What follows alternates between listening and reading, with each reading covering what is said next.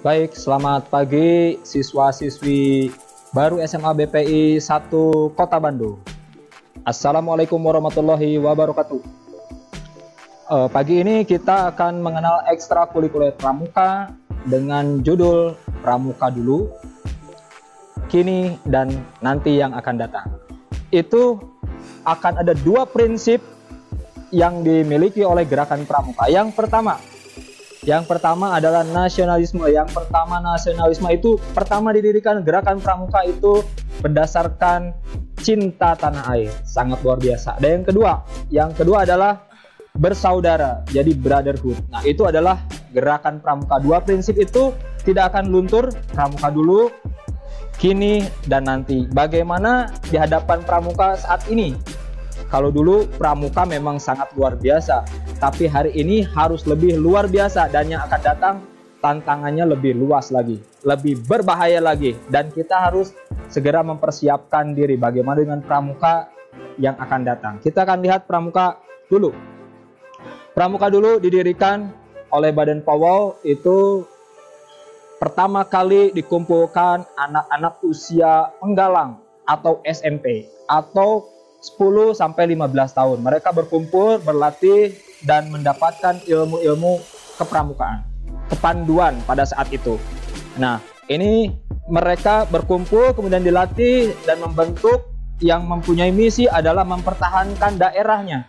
Kenapa? Karena pada saat itu Baden Powell didirikan kepanduan itu pada saat zamannya penjajahan. Jadi mereka harus berani mempertahankan daerahnya.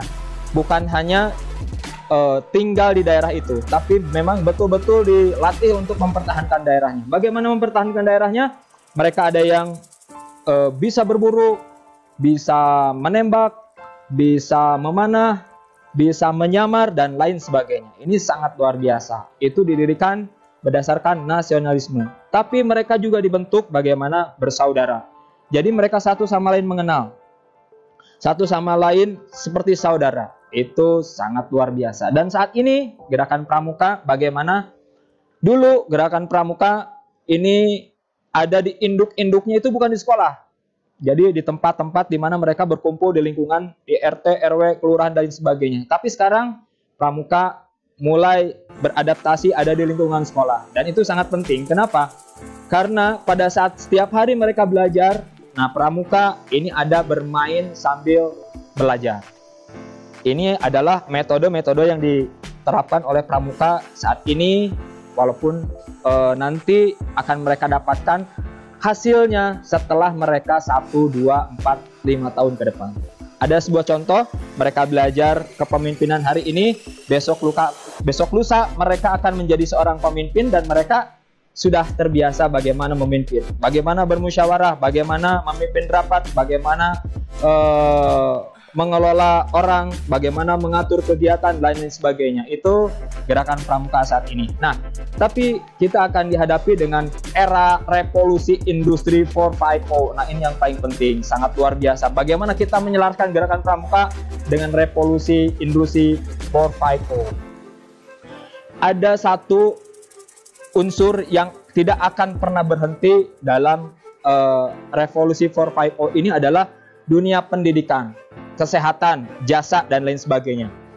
Salah satunya, gerakan pramuka ini menjadi kontribusi yang nomor 1 harusnya membentuk pendidikan karakter bangsa. Nah, ini yang akan membentuk nanti. Tapi bagaimana kita menghadapi saat ini dengan kondisi yang memang semuanya mengalami sama, bukan hanya di Indonesia tapi di dunia. Dan akhirnya pramuka saat ini harus disiapkan bagaimana ke depan memimpin menjadi mengisi generasi yang akan datang, menjadi negara-negara yang kuat, menjadi negara yang maju, menjadi negara yang siap bertarung dengan negara yang lain. Tidak hanya kita berdiam diri selesai menerima informasi, tidak seperti itu. Jadi pramuka nanti akan dibekali saat yang akan datang bagaimana keren, bagaimana brand nanti, bagaimana kita menghadapi yang akan datang.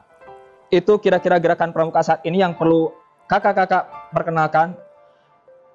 Nanti kita pada saat bertatap muka, kita akan lebih serius lagi bagaimana berlatih gerakan pramuka. Baik, sekarang kita lanjutkan dengan sesi bagaimana sejarah gerakan pramuka lahir ke Indonesia.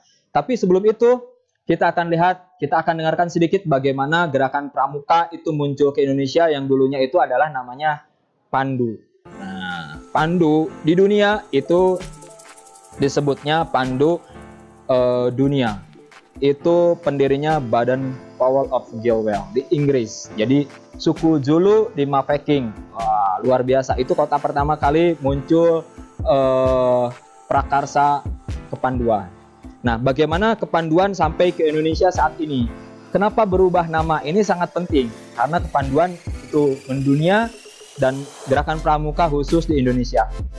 Baik, dari tahun 1922 ini kepanduan beralih ke Indonesia, menyebar ke seluruh dunia, tapi tidak semua mempunyai nama kepanduan yang sama. Mereka ada yang membuat nama sendiri dengan aktivitasnya kepanduan. Nah, sampailah ke Indonesia. Di Indonesia itu tahun 61 mulai disahkan namanya Gerakan Pramuka. Tapi sebelum itu kita akan lihat bagaimana sejarah mundur dulu, bagaimana sebelum kejadian tahun 61. Nah, ini sangat penting. Pada saat itu Presiden Soekarno sedang menjabat sebagai presiden, mencetuskan dari beberapa pemuda-pemuda dan kepanduan yang melihat bahwa itu adalah kepanduan bagus dan mereka akan mendirikan, menyampaikan kepada presiden untuk diadakan kepanduan di Indonesia. Nah, berangkatlah Presiden Soekarno ini ke luar negeri untuk studi banding bagaimana kepanduan di dunia. Nah, ada dua tempat yang dikunjungi oleh Bapak Insinyur Soekarno ini. Yang pertama adalah Inggris. Jadi kalau kita ngomongnya bicaranya manhab, melihat itu panduannya ke Inggris yang pertama, yaitu Baden Powell. Setelah melihat di sana mereka sangat antusias. Kemudian pergi lagi ke Rusia. Ada dua tempat yang dikunjungi oleh Bapak Presiden kita. Yang kedua di Rusia itu sangat penting, namanya berbeda. Kalau sekarang boleh kakak-kakak nanti browsing lihat apa itu Pioneers. Nah, di Rusia itu namanya Pioneers. Nah, bagaimana Pioneers di Rusia? Ternyata Pioneers di Rusia ini sangat penting banget buat peradaban kepanduan. Kenapa? Satu orang pionir di Rusia itu dilatih sedemikian rupa, jadi hebat, sampai punya skala satu orang pionir bisa mengalahkan 10 orang terlatih tentara. Nah, mereka dilatih pionir itu seperti itu. Dan Presiden Soekarno pada saat itu merasa terharu. Oke, berarti gerakan pramuka mau seperti pioneers. Tapi pada saat itu, seiring waktu, ternyata pioneers itu disalahgunakan oleh orang-orang yang mempunyai kewenangan. Jadi tentara bayaran. Nah, ini sangat penting banget. Jadi pioneers itu mereka dilatih untuk menembak, membunuh dan lain sebagainya sampai bisa dibayar oleh sebuah mafia. Nah, artinya ada penyelewengan nilai-nilai itu.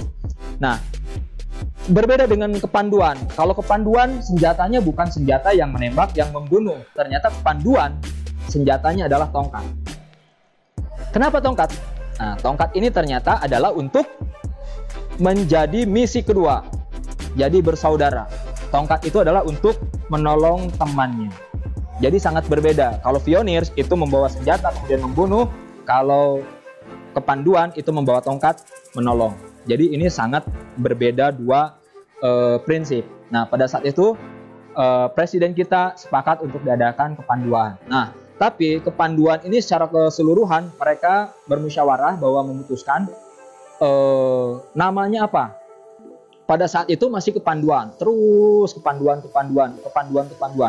Nah, akhirnya dari tahun 45 merdeka, sejak merdeka itu sampai 61 mereka masih bergolak merumuskan bagaimana namanya, apa namanya. Dan tahun 61 baru diputuskan namanya Gerakan Pramuka.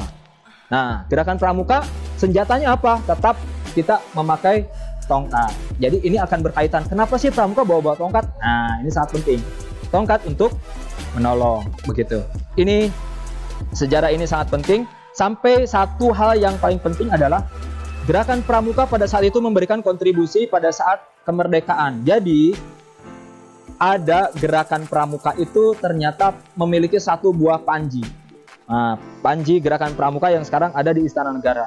Jadi setiap tanggal 14 Agustus hari Pramuka itu panji itu dikibarkan. Ini sangat luar biasa. Pada saat itu karena memberikan kontribusi, jadi ada 4 panji ditambah 1. Nah, panji pertama panji TNI Angkatan Darat.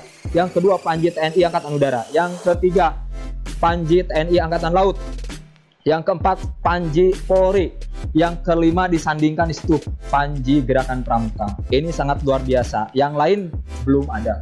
Jadi pada saat sejarah berdiri itu panji itu ternyata menjadi tonggak sejarah yang sangat luar biasa.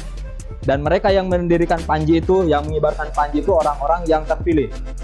Ya kalau sekarang mungkin ada, kalau Paskibraka ada ya, pengibaran bendera pusaka. Nah ini pengibar panji gerakan Pramuka itu orang-orang yang dilatih dan terpilih se-nasional. Ini sangat luar biasa. Itu gerakan Pramuka sampai hari ini, sejarahnya kira-kira seperti itu. Nah, tapi terakhir sejarah gerakan Pramuka ini akan berakhir pada nanti mereka sampai meninggal. Kenapa? Karena pendidikan kepramukaan ini adalah sepanjang hayat. Jadi sekali pramuka tidak pernah berhenti, sekali pramuka tidak pernah pensiun. Jadi mereka akan tetap, walaupun tidak pakai seragam pramuka yang identitasnya seperti ini, tapi mereka memiliki hati, memiliki jiwa, memiliki keterampilan gerakan pramuka. Itulah mereka gerakan pramuka.